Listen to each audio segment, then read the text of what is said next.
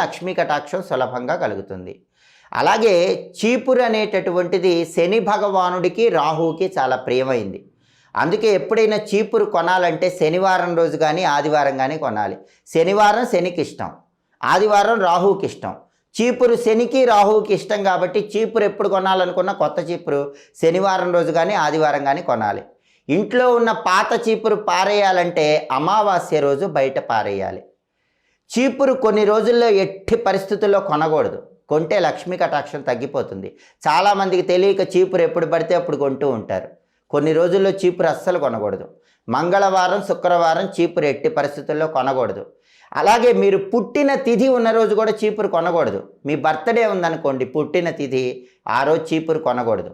అలాగే ఇంట్లో పితృకార్యం జరుగుతుంది అనుకోండి, ఆ రోజు కూడా చీపురు కొనకూడదు. గ్రహణం ముందు రోజు గ్రహణం తర్వాత రోజు కూడా చీపురు కొనకూడదు. తిథుల పరంగా